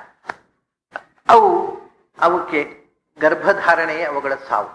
ಅವು ಹೆತ್ತು ಸಾಯುವಂಥವು. ಈ ಭತ್ತ ತೆನೆ ಬಿಟ್ಟಿತ್ತು, ಕಟಾವು ಮಾಡಿದೆವು. ಬಾಳೆ ಗೊನೆ ಬಿಟ್ಟಿತ್ತು, ಕಟಾವು ಮಾಡಿದೆವು. ಅದು ಅದರ ಸಂತಾನವೇ ಅದರ ಸಾವು.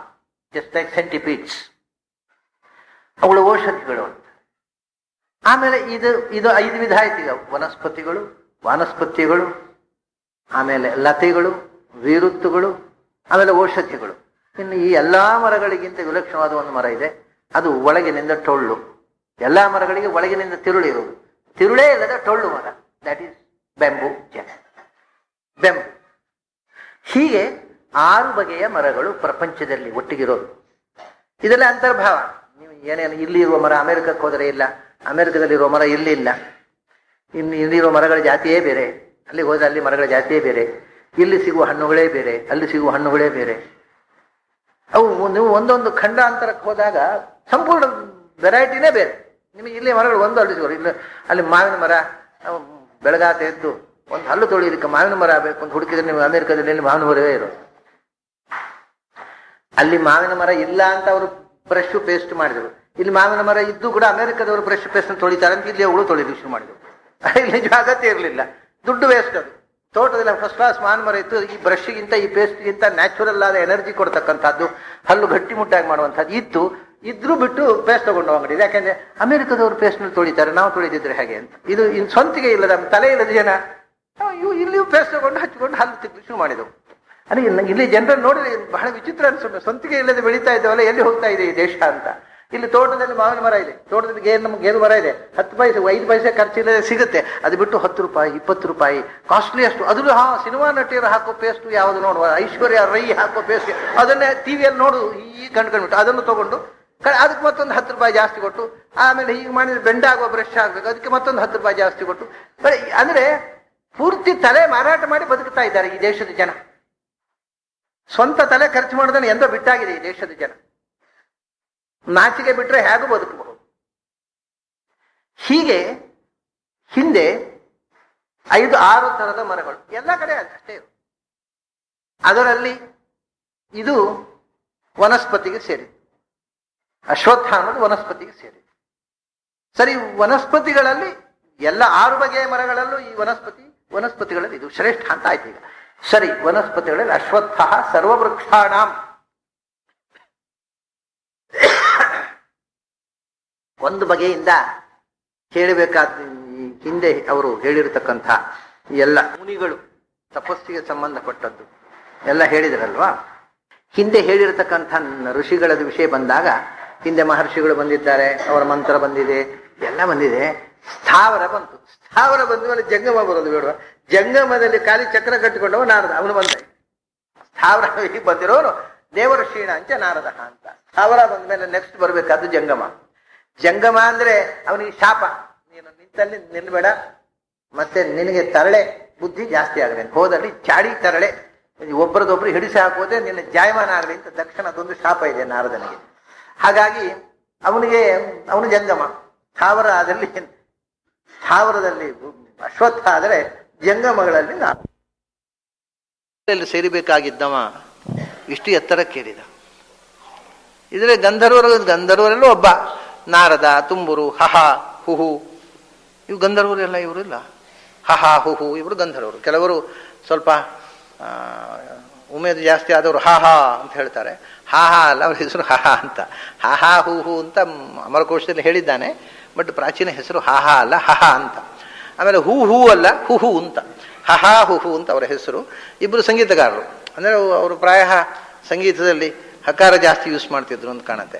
ಆ ಆಲಾಪ ಮಾಡುವಾಗ ಆಹಾ ಅದು ಕೇಳುವವರು ಆಹಾ ಓಹೋ ಅಂತ ಹೇಳ್ತಿದ್ರೇನೋ, ಅದಕ್ಕೆ ಅವ್ರಿಗೆ ಹಹಾ ಹುಹು ಅಂತ ಹೆಸರು. ಸರಿ, ಈ ಸಂಗೀತಗಾರರು ಅವರು ಇದೇ ಗುಂಪಿಗೆ ಸೇರಿದವ ಒಬ್ಬ. ಆದರೆ ಈ ಗುಂಪಿನಿಂದ ಮೇಲಕ್ಕೆ ಎದ್ದುಬಿಟ್ಟ ಅವನ ಸಂಗಾತಿ, ಅವನು ಒಟ್ಟಿಗಿದ್ದ ತುಂಬುರು, ಅವನು ಒಟ್ಟಿಗಿದ್ದ ಪರ್ವತ, ಇವರೆಲ್ಲರಿಗಿಂತ ಬಹಳ ಎತ್ತರಕ್ಕೆ ಏರಿಬಿಟ್ಟ ನಾರದ. ಯಾಕೆ? ಭಗವಂತನಿಗೆ ಬಹಳ ಹತ್ತಿರ ಆಗ್ಬಿಟ್ಟ. ಅವನು ಋಷಿಯಾಗಿಬಿಟ್ಟ. ಗಂಧರ್ವ ಆಗಿ ಇರಬೇಕಾದ್ ಬಿಟ್ಟು ಗಂಧರ್ವನಲ್ಲ, ಋಷಿಯಾಗಿಬಿಟ್ಟ. ದೇವಗಣದಲ್ಲೇ ಒಬ್ಬ ವಿಶಿಷ್ಟ ದೇವಋಷಿ ಅಂತ ಹೆಸರು ಪಡೆದ.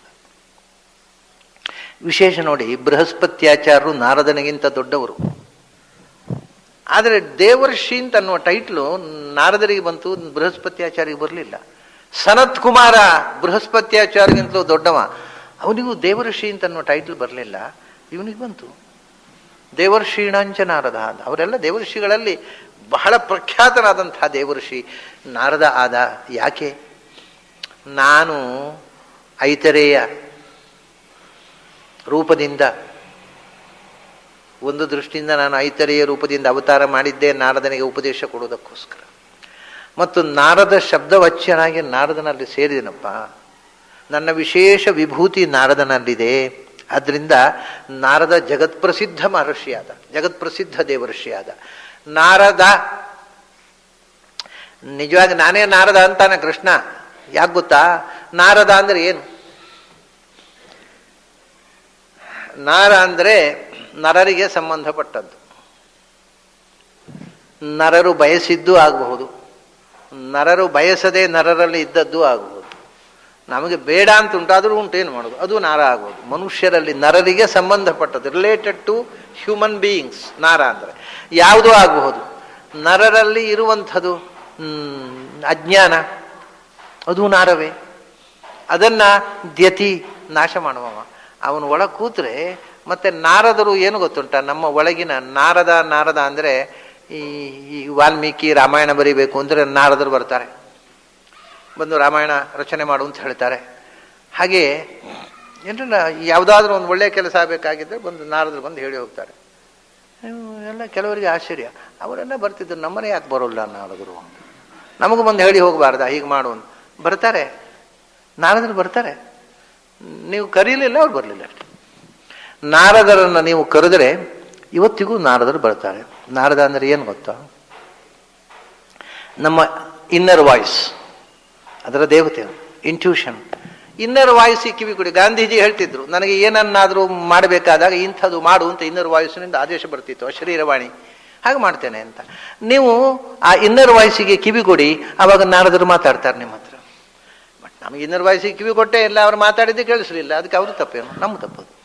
ಸೊ ಒಳಗಿನ ಧ್ವನಿ, ಇಂಟ್ಯೂಷನ್ ಆರ್ ಇನ್ನರ್ ವಾಯ್ಸ್, ಒಳಗಿನ ಅಂತಃಕರಣದ ಆತ್ಮದ ಕರೆ, ಅದಕ್ಕೆ ಕಿವಿ ಕೊಟ್ಟರೆ ಹೀಗೆ ಮಾಡು ಅಂತ ಅದು ಹೇಳ್ತಾ ಇರ್ತದೆ, ಆತ್ಮಸಾಕ್ಷಿ.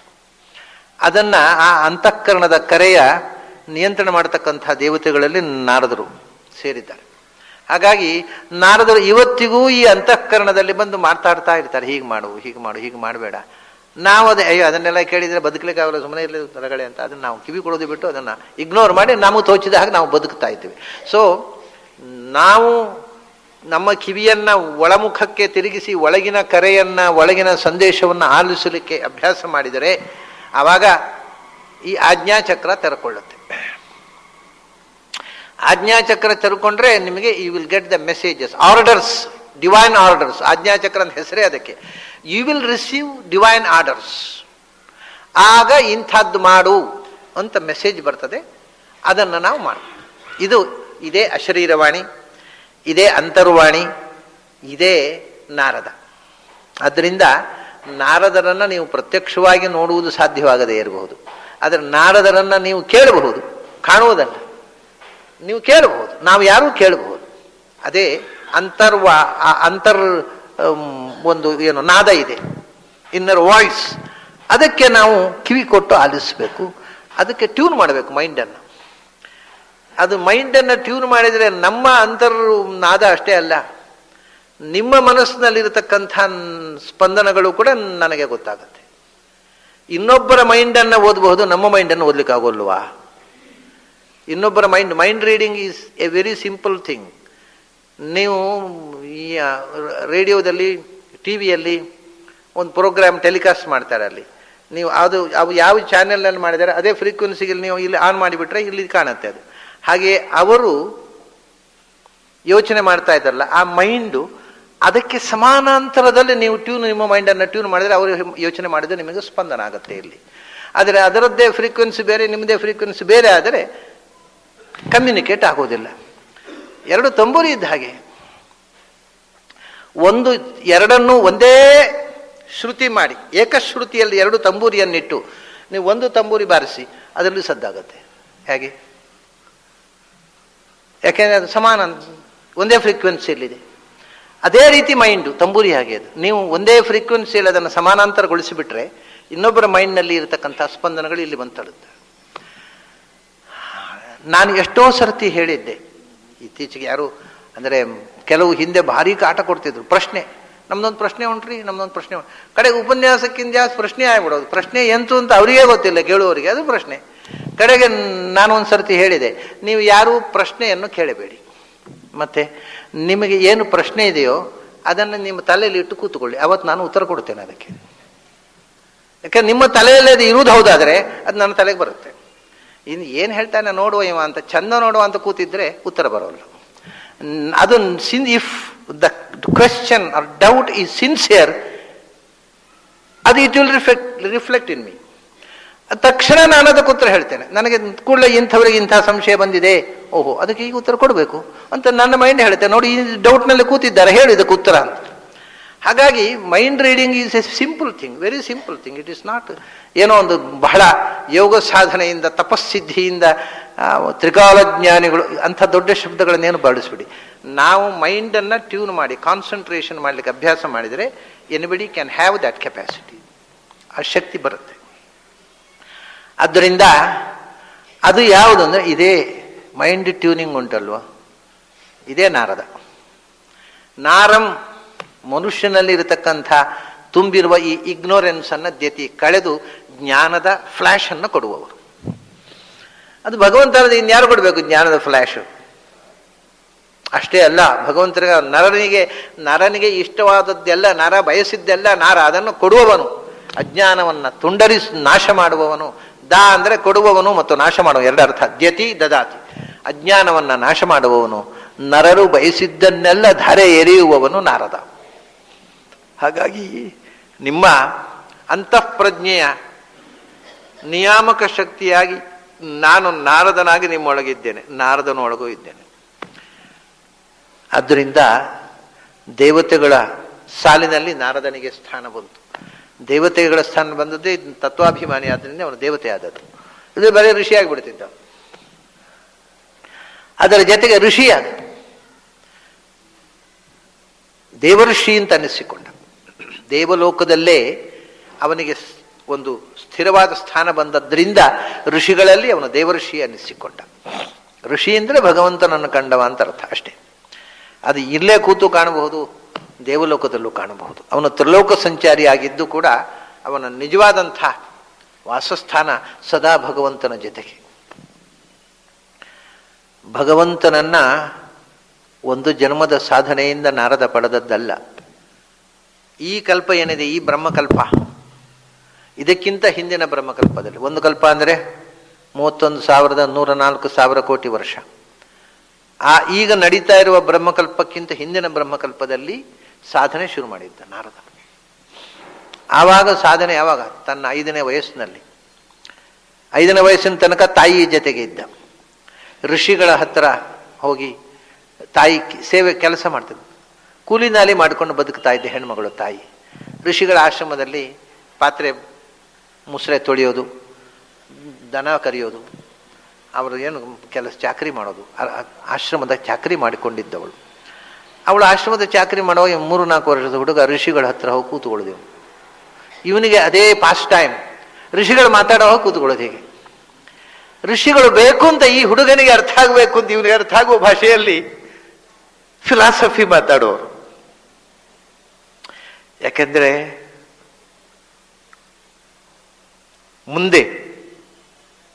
ಮುಂದಿನ ಕಲ್ಪದಲ್ಲಿ ಒಬ್ಬ ಮಹಾನ್ ಪುರುಷ ಆಗುವ ಇವ. ಋಷಿಗಳಿಗೆ ಗೊತ್ತದು, ಅಧ್ಯಾತ್ಮದ ಮಾತಾಡುವರು. ಹಾಗೆ ಕೇಳ್ತಾ ಇದ್ದ ತಾಯಿ ಜೊತೆಗೆ ಇದ್ದ. ಅವನು 5 ವರ್ಷ ಆಗುವಾಗ ತಾಯಿ ಸತ್ತು ಹೋದ್ಲು. ಹಾವು ಕಚ್ಚಿ ಸತ್ತು ಹೋದ್ಲು.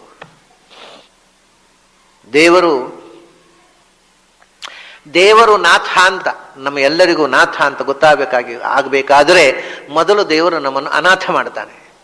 ಅನಾಥ ಮಾಡಿದರೆ ಅವನು ನಾಥ ಅಂತ ಅಲ್ಲಿ ತನಕ ಗೊತ್ತಾಗೋಲ್ಲ. ಇವನು ಅನಾಥ ಆದ ಹುಡುಗ ಎಲ್ಲವನ್ನು ಬಿಟ್ಟ ಕಾಡಿಗೆ ಹೋದ. 5 ವರ್ಷದ ಹುಡುಗ ಕಾಡಿಗೆ ಹೋಗಿ ಭಗವಂತನನ್ನ ಋಷಿಗಳು ಏನು ಹೇಳಿಕೊಟ್ಟಿದ್ರು ಅದನ್ನು ಕೇಳಿಸಿಕೊಂಡಿದ್ದ. ಆ ದಾರಿಯಲ್ಲೇ ಧ್ಯಾನ ಮಾಡಿದ. ಆದರೆ ಆ ಇಡೀ ಜನ್ಮದಲ್ಲಿ ಅವನಿಗೆ ದೇವರನ್ನು ಕಾಣುವುದಾಗಲಿಲ್ಲ. ಆದರೆ ದೇವರನ್ನು ಕೇಳಿದ, ದೇವರನ್ನು ಕಾಣಲಿಲ್ಲ.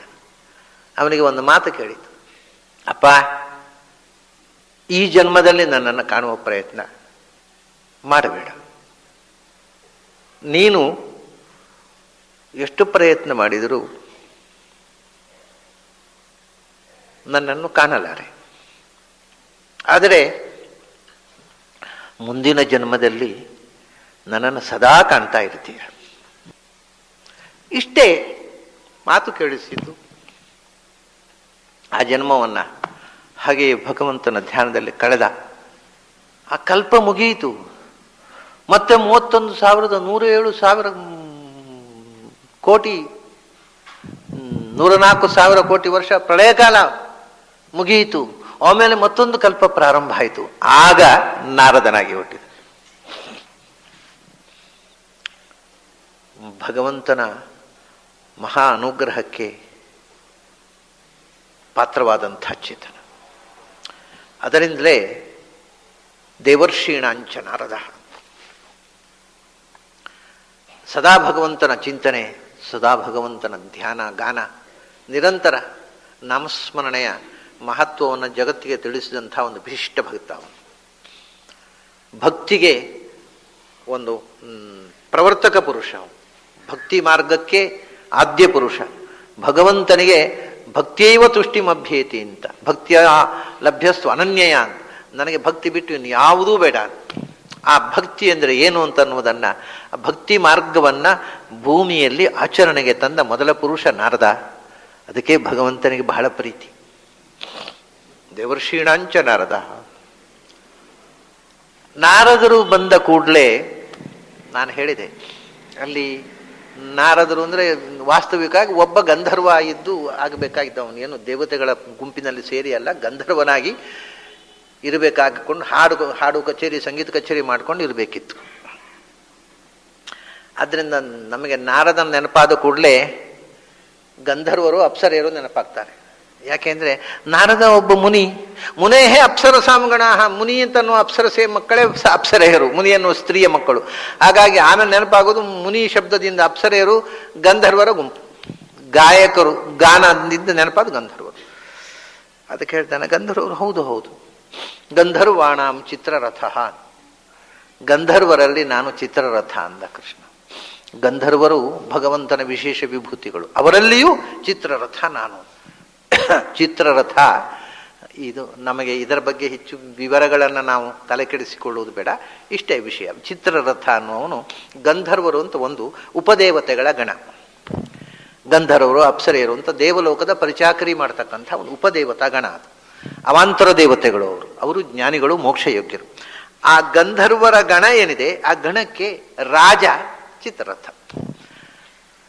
ಅವರ ನಾಯಕ ಮುಖಂಡ. ಆದ್ದರಿಂದ ಅವನು ಹೇಳ್ತಾನೆ, ಗಂಧರ್ವರಿಗೆಲ್ಲ ನಾನು ಚಿತ್ರರಥನಾಗಿ ಅವರ ನಿಯಾಮಕರಾಗಿ ಚಿತ್ರರಥದಲ್ಲಿ ಸನ್ನಿಹಿತನಾಗಿದ್ದೇನೆ. ಹೇಗೆ ರಾಜ ಪ್ರತ್ಯಕ್ಷ ದೇವ ನಮ್ಮಲ್ಲಿ ಹಿಂದೆ ಇತ್ತಲ್ಲ, ದೇಶದ ಪ್ರಜೆಗಳಿಗೆ ರಾಜ ಅನ್ನೋದು ಹೇಗೆ ಅವನು ವಿಶಿಷ್ಟವಾದ ಶಕ್ತಿಯೋ ಹಾಗೆ ಗಂಧರ್ವರ ರಾಜನಾಗಿ ಚಿತ್ರರಥ. ನಾನು ಅವರಲ್ಲಿ ಚಿತ್ರರಥನಾಗಿಯೇ ಇದ್ದೇನೆ. ಚಿತ್ರರಥ, ವಿಚಿತ್ರವಾದ ರಥ ಯಾವುದು? ಗರುಡ ವಾಹನ. ಇವನ ರಥ ವಿಚಿತ್ರ, ಉಳಿದ ರಥ ಆಗಲ್ಲ. ಗರುಡ ವಾಹನ. ನಾನು ಚಿತ್ರರಥನಾಗಿ ಅವನಲ್ಲಿ ಸನ್ನಿಹಿತನಾಗಿದ್ದೇನೆ. ಆಮೇಲೆ ಒಂದು ಸಾಕ್ಷಾತ್ ವಿಭೂತಿ, ಆಮೇಲೆ ತಿರೋಹಿತ ವಿಭೂತಿ ಅಂತ ಎರಡು ಥರದ ವಿಭೂತಿಗಳು ಉಂಟು ಭಗವಂತರದ್ದು. ಸಾಕ್ಷಾತ್ ವಿಭೂತಿ ಅಂದರೆ ಭಗವಂತನೇ ಭೂಮಿಯಲ್ಲಿ ತಾನು ವಿಭೂತಿ ರೂಪದಿಂದ ಕಾಣಿಸಿಕೊಳ್ಳೋದು. ಅದು ಒಂದನ್ನು ವಿಷ್ಣು ಹಿಂದೆ ಬಂದಿದೆ, ವಿಷ್ಣು ರೂಪ ಒಂದು ಹಿಂದೆ ಹೇಳಿದ್ದಾರೆ. ಆದಿತ್ಯ ನಮ್ಮ ಅಹಂ ವಿಷ್ಣು ಅಂತ ಎತ್ಕೋತಾ ವಿಷ್ಣು ರೂಪ ಹೇಳಿದ್ದಾರೆ. ಆಮೇಲೆ ಸಾಕ್ಷಾತ್ ವಿಭೂತಿ ಬರಲಿಲ್ಲ, ಎಲ್ಲ ತಿರೋಹಿತ ವಿಭೂತಿ ಅಂದರೆ ಬೇರೆ ಒಂದು ವಿಭೂತಿ ವ್ಯಕ್ತಿಯಲ್ಲಿ ಭಗವಂತನು ವಿಭೂತಿ ರೂಪದಿಂದ ಸನ್ನಿಹಿತನಾಗಿರುವುದು. ಇದೇ ನಾರದನಲ್ಲಿ, ಅಶ್ವತ್ಥದಲ್ಲಿ ಎಲ್ಲ ವ್ಯಕ್ತಿಯಲ್ಲೋ ಬೇರೆ ಒಂದು ವಸ್ತುವಿನಲ್ಲಿ. ಇದಾದ್ಮೇಲೆ ಈಗ ಮತ್ತೆ ಪುನಃ ಸಾಕ್ಷಾತ್ ವಿಭೂತಿಯನ್ನು ಹೇಳ್ತಾರೆ. ಸಿದ್ಧಾನಾಂ ಕಪಿಲೋ ಮುನಿಹಿ. ಸಿದ್ಧರು ಅಂದರೆ ಜ್ಞಾನದ ಪರಾಕಾಷ್ಠೆಯನ್ನ ತಲುಪಿದವರು, ಸಿದ್ಧಿ ಅಚೀವ್ಮೆಂಟ್, ಜ್ಞಾನದ ಸಿದ್ಧಿಯನ್ನ ಪಡೆದವರು ಜ್ಞಾನಸಿದ್ಧರು ಅಂತ. ಜ್ಞಾನಸಿದ್ಧರಲ್ಲಿ ಜ್ಞಾನ ಮಾರ್ಗದ ಕೊನೆಯ ಮಜಲನ್ನ ಮುಟ್ಟಿದವರು, ಅಂಥವರಲ್ಲಿ ಕಪಿಲ ಮುನಿ ನಾನು ಅಂತ. ಇಲ್ಲಿ ಕಪಿಲ ಮುನಿ ಅಂದರೆ ವಿಭೂತಿ ಆವೇಶ ಅಲ್ಲ, ಕಪಿಲ ಮುನಿ ಅಂದರೆ ಸ್ವಯಂ ಭಗವಂತನೇ.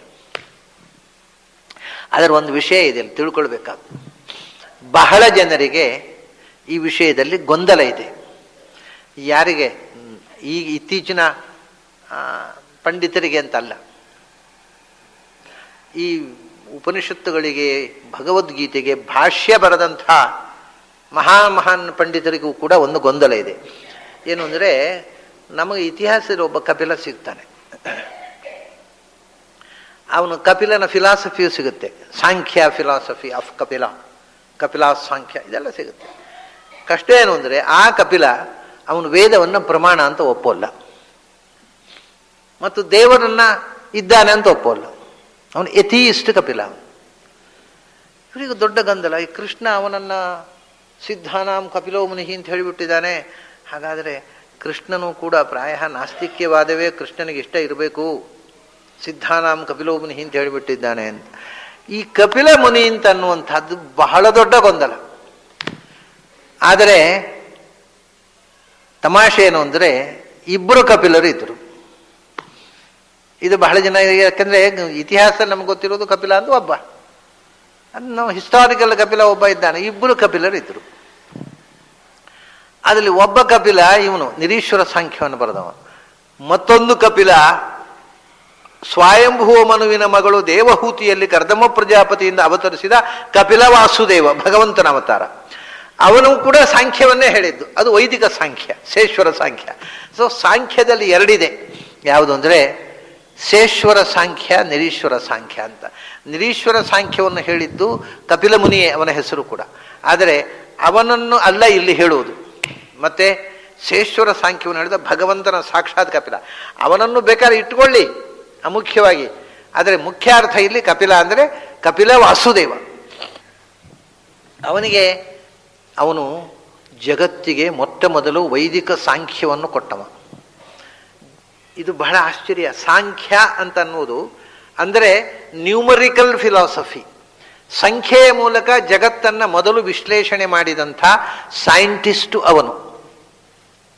ಭಗವಂತನೇ ಮೊದಲ ಸೈಂಟಿಸ್ಟ್, ಅದು ಬೇರೆ ವಿಷಯ. ಆ ರೂಪದಲ್ಲಿ ಹೇಳುವುದು. ಯಾಕೆಂದರೆ ಅವನೇನು ಹೇಳಿದ, ಜಗತ್ತು ಅಂದರೆ ಏನು? ಜಗತ್ತು ಅಂದರೆ ಪಂಚಭೀಹಿ ಬ್ರಹ್ಮನ್ ಚತುರ್ಭಿ ದಶಭಿಸ್ತಥಾ ಏತತ್ ಚತುರ್ವಿಂಶತಿಕಂ ಗಣಂ ಪ್ರಾಧಾನಿಕಂ ವಿಧು. ಜಗತ್ತು ಅಂದರೆ ಜಗತ್ತಿನ ಮೂಲದಲ್ಲಿ ಪ್ರಧಾನ ಪ್ರಕೃತಿ ಇದೆ, ಮೂಲ ಪ್ರಕೃತಿ. ಅದು ವಿಸ್ತಾರಗೊಂಡು 24 ರೂಪದಿಂದ ಪ್ರಪಂಚವಾಗಿ ವಿಸ್ತಾರಗೊಂಡಿತು. That is all. ಸೊ ಸಂಖ್ಯೆಯ ಮೂಲಕ ಜಗತ್ತು ಅಂದರೆ 24. ಅದಕ್ಕೋಸ್ಕರ ಅದಕ್ಕೆ ಸಾಂಖ್ಯ ಅಂತ ಹೆಸರು. ಸಂಖ್ಯೆಯ ಮೂಲಕ, ಅದಕ್ಕೆ ನ್ಯೂಮರಿಕಲ್ ಫಿಲಾಸಫಿ. ಸಂಖ್ಯೆಯ ಮೂಲಕ ವಿಶ್ವದ ರಹಸ್ಯವನ್ನು ತೆರೆದಿಟ್ಟ ಶಾಸ್ತ್ರ. ಮುಂದೆ ಎಲ್ಲ ಶಾಸ್ತ್ರಗಳು ಅದಕ್ಕೆ ಋಣಿಯಾದವು. ಅದನ್ನು ಮೀರಿ ಹೊಸ ರೀತಿಯ ಕ್ಯಾಲ್ಕುಲೇಷನ್ ಮಾಡೋದು, ಹೊಸ ರೀತಿಯ ಸಿದ್ಧಾಂತವನ್ನು ಮಂಡಿಸುವುದೋ ಅನಂತರದ ಯಾವ ವಿದ್ವಾಂಸರಿಗೂ ಸಾಧ್ಯವಾಗಿಲ್ಲ. ಸ್ವಲ್ಪ ಆಚೆ ಈಚೆ ಅದನ್ನು ಆಚೆ ಈಚೆ ವ್ಯತ್ಯಾಸಗಳು, ಸಣ್ಣ ಸೂಕ್ಷ್ಮ ಪ್ರಭೇದಗಳು ಮಾಡಿರ್ಬೋದು ಹೊರತು ಅದನ್ನು ಮೀರಿ ಹೊಸ ಸಿದ್ಧಾಂತವನ್ನು ಯಾರೂ ಮಾಡಿಲ್ಲ. ಅಷ್ಟೇ ಅಲ್ಲ, ಸಾಂಖ್ಯ ಅಂದರೆ ಸಂಖ್ಯೆಯಿಂದ ನಿರೂಪಿಸಲ್ಪಟ್ಟದ್ದು ಅನ್ನುವುದು ಹೋಗಿ ಆ ಸಾಂಖ್ಯ ಅನ್ನೋ ಶಬ್ದಕ್ಕೆ ಒಂದು ಹೊಸ ಅರ್ಥ ಕೊಟ್ಟ. ಸಾಂಖ್ಯ ಅನ್ನೋದಕ್ಕೆ ಸಂಸ್ಕೃತದಲ್ಲಿ ವಿಸ್ಡಮ್ ಅಂತ ಅರ್ಥ. ಯಾಕೆಂದ್ರೆ ಕಪಿಲ ಏನು ಹೇಳಿದನೋ ಅದು ಜ್ಞಾನ. ಸಾಂಖ್ಯ ಅನ್ನೋದಕ್ಕೆ ವಿಸ್ಡಮ್ ಅಂತ ಅರ್ಥ. ಆ ಅರ್ಥ ಕೊಟ್ಟವನೇ ಭಗವಂತನ ಕಪಿಲ ರೂಪದಿಂದ ಭಗವಂತ ಕೊಟ್ಟದ್ದು. ಹಾಗಾಗಿ ಜ್ಞಾನಸಿದ್ಧರಲ್ಲಿ ಕಪಿಲಾವತಾರದ ರೂಪದಲ್ಲಿ ಮಾಡಿದ ಲೀಲೆಗಿಂತ ದೊಡ್ಡ ಲೀಲೆಯನ್ನು ನಾನೂ ಯಾವ ರೂಪದಲ್ಲೂ ತೋರಿಸಲಿಲ್ಲ. ಸಾಂಖ್ಯಾನಾಂ ಕಪಿಲ ವೇದವ್ಯಾಸ, ನಾನು ವೇದವ್ಯಾಸ ಅವತಾರದಲ್ಲಿ ಕಪಿಲಾದಿಗಳು ಹೇಳಿದ್ದನ್ನು ಎಡಿಟ್ ಮಾಡಿ ಕೊಟ್ಟೆ ಹೊರತು ಹೊಸತೇನು ಕೊಟ್ಟಿಲ್ಲ. ಕಪಿಲಾವತಾರದಲ್ಲಿ ಹೊಸತ್ತು ಕೊಟ್ಟೆ. ಕೃಷ್ಣ ಹೇಳ್ತಾನೆ, ವೇದವ್ಯಾಸ ರೂಪದಲ್ಲೂ ನಾನು ಹೊಸತ್ತು ಕೊಟ್ಟಿಲ್ಲ. ಹಿಂದಿನವರು ಹೇಳಿದ್ದನ್ನು ಕಂಪೈಲ್ ಮಾಡಿ ಕೊಟ್ಟೆ. ವೇದಗಳನ್ನು ಲುಪ್ತವಾದದ್ದನ್ನು ಎಡಿಟ್ ಮಾಡಿ ಅದನ್ನು ಮತ್ತೆ ಸಂಗ್ರಹ ಮಾಡಿ ಕೊಟ್ಟೆ. ಇಲ್ಲದ ಹೊಸತನ್ನು ಕೊಟ್ಟದ್ದು ಕಪಿಲ ರೂಪದಲ್ಲಿ. ಅದಕ್ಕೆ ಸಿದ್ಧಾನಾಂ ಕಪಿಲೋ ಮುನಿ. ಕಪಿಲ ಅಂದರೆ ಏನು? ಕಪಿಲ ಅಂದರೆ ಕಂ, ಕ ಪ್ಲಸ್ ಪಿ ಪ್ಲಸ್ ಲ, ಮೂರು ಶಬ್ದಗಳು ಸೇರಿ ಆದಂತ ಒಂದು ರೂಪ. ಏನು ಅಂದರೆ ಅವನು ಕಹ, ಕಶ್ಚಾಸು, ಪಿಶ್ಚಾಸು, ಲಶ್ಚ ಕಪಿಲ. ಅವನು ಕ, ಅವನು ಪಿ, ಅವನು ಲ, ಆದ್ದರಿಂದ ಅವನು ಕಪಿಲ. ಏನು ಹಾಗಂದ್ರೆ, ಒಂದು ಕಹ ಅಂದರೆ ಜ್ಞಾನರೂಪ ಅಂತ ಅರ್ಥ, ಶುದ್ಧ ಆನಂದ ಸ್ವರೂಪ ಅಂತ. ಕಮ್ ಅಂದರೆ ಆನಂದ, ಕಹ ಅಂದರೆ ಶುದ್ಧ ಆನಂದ ಸ್ವರೂಪ. ಅದು ಅದರಲ್ಲಿ ದುಃಖದ ಅಜ್ಞಾನದ ಸ್ಪರ್ಶವೇ ಇಲ್ಲ, ಶುದ್ಧ ಆನಂದ ಸ್ವರೂಪವಾಗಿರತಕ್ಕಂಥದ್ದು. ಮತ್ತೆ ಉಳಿದದ್ದೆಲ್ಲ ಅವನು ಸ್ವಯಂ ಕಹ, ಉಳಿದ ಇಡೀ ಜಗತ್ತು ಅವನಿಂದ ಪಾಲ್ಯತೆ ಇತಿ ಪಿಹಿ. ಪಾಲ್ಯತೆ ಅನೇನ, ಯಾರು ಇಡೀ ಜಗತ್ತನ್ನು ರಕ್ಷಣೆ ಮಾಡತಕ್ಕಂಥ ಶಕ್ತಿಯೋ, ಪಾಲಕ ಶಕ್ತಿಯೋ, ಪಾಲ್ಯತೆ, ಪಾಲಯತಿ ಇಟ್ಟುಕೊಂಡ್ರೆ ಪಾಲ್ಯತೆ ಆಗತ್ತೆ, ಪಾತಿ ಅಂತ ಇಟ್ಟುಕೊಂಡ್ರೆ ಪಾಯತೆ ಅಂತ ಆಗತ್ತೆ. ಅದು ಹೇಗೂ ಮಾಡ್ಬೋದು, ಏನು ಮಾಡಿದ್ರು ಒಂದೇ. ಅದು ಶಬ್ದ ರೂಪಗಳಲ್ಲಿ ಅದು ವ್ಯಾಕರಣದ ಕಸರತ್ತುಗಳಷ್ಟೇ. ಪಾತಿ ಅಂದರೆ ಪಾರಕ್ಷಣೆ, ಪಾತಿ ಅದು ಅದನ್ನು ನೀವು ಕರ್ಮಣಿ ಪ್ರಯೋಗ ಮಾಡಿದ್ರೆ ಪಾಯತೆ ಅಂತ ಆಗತ್ತೆ. ಪಾಯತೆ ಅನೇನೇತಿ ಪಿಹಿ. ಎಲ್ಲ ಪಾಲಯತಿ ಧಾತು ಇಟ್ಕೊಂಡ್ರೆ ಅದು ಅದ್ರ ಕರ್ಮಣಿ ಪಾಲ್ಯತೆ ಆಗತ್ತೆ, ಪಾಲ್ಯತೆ ಅನೇನೇತಿ ಪಿಹಿ. ಇಡೀ ಜಗತ್ತನ್ನು ಪಾಲನೆ ಮಾಡತಕ್ಕಂಥ ಶಕ್ತಿ. ಬರೀ ಪಾಲನೆ ಅಲ್ಲ, ಮತ್ತೆ ಲೀಯತೆ ಅಸ್ಮಿನ್ನಿತಿ ಲಿಹಿ ಲಹ, ಕೊನೆಗೆ ಅವನಲ್ಲೇ ಲಯ ಹೊಂದುತ್ತೆ. ಎಲ್ಲವೂ ಅವನಿಂದಲೇ ರಕ್ಷಿಸಲ್ಪಡುತ್ತೆ. ಕೊನೆಗೆ ಅದರ ಆಯುಸ್ಸು ಮುಗಿದಾಗ ಅವನಲ್ಲೇ ಹೋಗಿ ಲಯಗೊಳ್ಳುತ್ತೆ. ಯಾರಲ್ಲಿ ಈ ಜಗತ್ತಿನ ಸೃಷ್ಟಿ ಸ್ಥಿತಿ ಸಂಹಾರಗಳು ನಡೀತವೋ ಅಂಥ ಆನಂದ ರೂಪನಾದ ಭಗವಂತ ಕಪಿಲ. ಇದು ಕಪಿಲ ಶಬ್ದದ ಅರ್ಥ. ಇನ್ನು ಇದನ್ನು ಸ್ವಲ್ಪ ಸುಲಭೀಕರಣ ಮಾಡಿಕೊಂಡು ಕಂ ಪಿಬತೀತಿ ಕಪಿಲಹ ಅಂತ ಇನ್ನೊಂದು ಅರ್ಥ ಹೇಳ್ತಾನೆ. ಇನ್ನು 3 ಅಕ್ಷರಕ್ಕೆ 3 ಅರ್ಥ ಬಂತು, ಒಂದೊಂದು ಅಕ್ಷರಕ್ಕೆ ಒಂದೊಂದು. ಇದು ಭಗವಂತನ ಗುಣಾನುಸಂಧಾನ ಮಾಡುವಾಗ ಯಾವ ಅಕ್ಷರವೂ ವೇಸ್ಟ್ ಆಗಬಾರದು. ಅದು ಅಕ್ಷರವನ್ನು ವೇಸ್ಟ್ ಮಾಡೋದು ವ್ಯಾಕರಣದ ಸಂಪ್ರದಾಯ, ವೇದಾಂತದ ಸಂಪ್ರದಾಯ ಅಲ್ಲ. ಅವರು ಕಮಠ ಅಂದರೆ ಕಮಧಾತು ಅಠಚ ಪ್ರತ್ಯಯ, ಒಳ್ಳೆ ಕಷ್ಟ ಆಯ್ತಲ್ಲ. ಠಾಕೆ ನಠೋ ಅರ್ಥವೇ ಇಲ್ಲ ಅದಕ್ಕೆ. ಕಮಠ ಅಂದರೆ ಅಠಚ ಪ್ರತ್ಯಯ, ಯಾವುದಕ್ಕೆ ಅರ್ಥ ಮಾಡ್ಲಿಕ್ಕೆ ಬರೋದಿಲ್ಲೋ ಅದನ್ನು ಪ್ರತ್ಯಯ ಮಾಡಿಬಿಡೋದು, ಅಠಚ ಪ್ರತ್ಯಯ ಅಂತ. ಅದು ಇನ್ನೊಬ್ರು ಮಠಚ ಪ್ರತ್ಯಯ ಅಂತ ಹೇಳಿದ್ರು ಕಾ ಅನ್ನೋದು ಶಬ್ದ ಮಠಚ ಪ್ರತ್ಯಯ.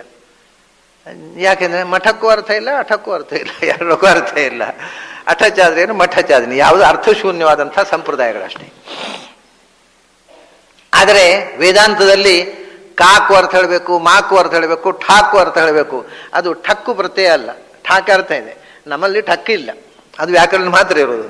ಹಾಗೆ ಇಲ್ಲಿ ಕಾ ಪಿ ಲಾ 3 ಇಟ್ಟುಕೊಂಡು ಇನ್ನು ವ್ಯಾಕರಣದ ಪ್ರಕಾರ ಪಾತೀತಿ ಪಿಲಹ, ಅದು ಮತ್ತೆ ಲಕಾರ ಅನ್ನೋದು ಪ್ರತ್ಯಯ, ಯಾವ್ದು ಬೇಕಾದ್ರೆ ಪ್ರತ್ಯಯ ಮಾಡಿಕೊಳ್ಳಿ. ಅಂದ್ರೆ ಕಂ ಪಿಬತೀತಿ ಕಪಿಲಹ, ಇದು ಇನ್ನೊಂದು ನಿರ್ವಚನ. ಸದಾ ಆನಂದ ಪಾನ ಮಾಡುವವನು. ಆದರೆ ಕಂ ಕಹ ಆನಂದ ರೂಪ, ಪಾಲ್ಯತೆ ಜಗದನೇನೇತಿ ಪಿಹಿ, ಲೀಯತೆ ಜಗದಸ್ಮಿನ್ನಿತಿ ಲಹ. ಇದು ಭಗವಂತ ಜಗತ್ತಿನ ಸೃಷ್ಟಿ ಸ್ಥಿತಿ ಸಂಹಾರಗಳಿಗೆ ಕಾರಣನಾಗಿ ಆನಂದ ಸ್ವರೂಪನಾಗಿರತಕ್ಕಂಥ ಭಗವಂತ. ಕಪಿಲಾವತಾರದಲ್ಲಿ ಜಗತ್ತಿನ ಒಂದು ಅದ್ಭುತವಾದಂಥ ಸಂಖ್ಯೆಯ ಮೂಲಕ ವಿಶ್ವದ ರಹಸ್ಯವನ್ನು ತೆರೆದಿಟ್ಟವ. ಪ್ರಪಂಚ ಎಷ್ಟು ನೋಡಿ, ಮರಗಳು ಎಷ್ಟು ಒಂದು 6 ಅಂತ ಹೇಳಿದ್ದಾನೆ, ಹಾಗೆ ಪ್ರಪಂಚ ಎಷ್ಟು ಒಂದು 24 ಅಂತ. ಮೂಲ ಪ್ರಕೃತಿ ವಿಸ್ತಾರಗೊಂಡು ಏನಾಯಿತು, ಪಂಚಭೀಹಿ ಬ್ರಹ್ಮನ್ ಚತುರ್ಭಿರ್ದಶಭಿಸ್ತಥಾ. ಅದು 5 ಆಯಿತು, ಒಂದೇ ಇತ್ತು 5 ಆಯಿತು.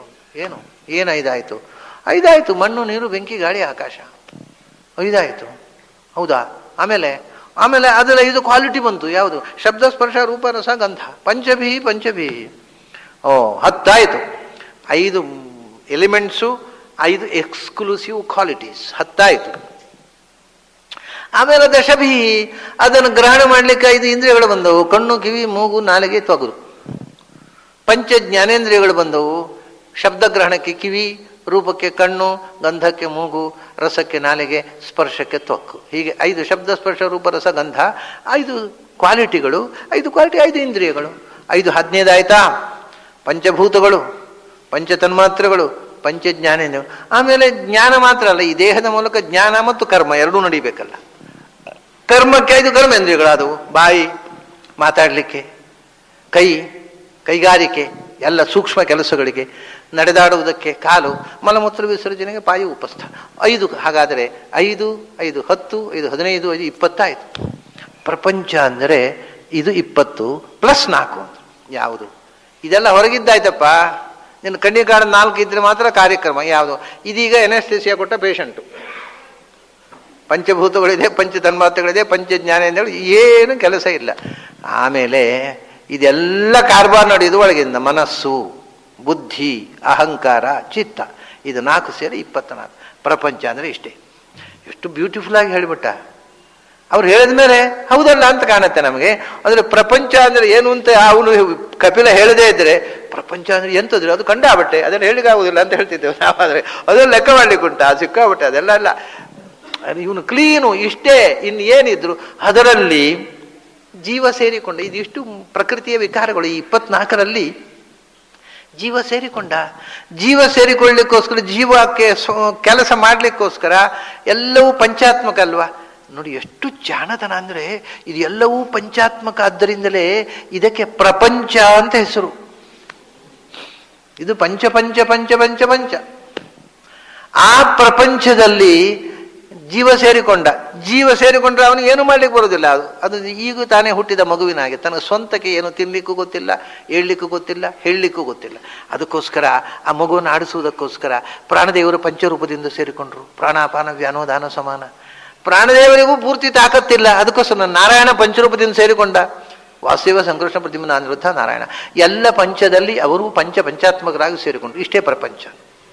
ಇದನ್ನು ಜಗತ್ತಿಗೆ ಮೊದಲು ತಿಳಿಸಿದವ ವೈದಿಕ ಸಾಂಖ್ಯ ಕಪಿಲ. ಅದಕ್ಕೆ ಸಿದ್ಧಾನಾಂ ಕಪಿಲೋ ಮುನಿಹಿ. ವೇದದಲ್ಲಿ ಬಂದಿರತಕ್ಕಂಥ ವಿಜ್ಞಾನವನ್ನ ಮನುಷ್ಯರಿಗೆ ಅರ್ಥವಾಗುವ ಭಾಷೆಯಲ್ಲಿ ಸಂಖ್ಯೆಯ ಮೂಲಕ ತಿಳಿಸಿದಂಥ ಮಹಾದೊಡ್ಡ ಆವಿಷ್ಕಾರ ಕಪಿಲ ರೂಪದಿಂದ ಆಯಿತು. ಆದ್ದರಿಂದ ಸಿದ್ಧರಲ್ಲಿ ಕಪಿಲ ಮುನಿ ನಾನು. ಇಲ್ಲಿಗೆ ಒಂದು ದೃಷ್ಟಿಯಿಂದ ವೇದಜನ್ಯ ಜ್ಞಾನ, ಅದನ್ನು ಉಪಾಸನೆ ಮಾಡ್ತಕ್ಕ ಋಷಿಗಳು, ಇದೆಲ್ಲ ಆಯಿತು. ಆಮೇಲೆ ಮುಂದೆ ನಮಗೆ ಬೇಕಾಗುವಂಥದ್ದು ಇದು ಅಂದರೆ ಸಾಧನೆ, ಸಿದ್ಧಿ, ಬ್ರಹ್ಮ, ಬ್ರಾಹ್ಮಣ್ಯ, ವೇದದಿಂದ ಜ್ಞಾನ. ಅದರ ನಂತರ ನಮಗೆ ಬಹಳ ಮುಖ್ಯವಾಗುವುದು ಕ್ಷಾತ್ರದಲ್ಲಿ ಭಗವಂತ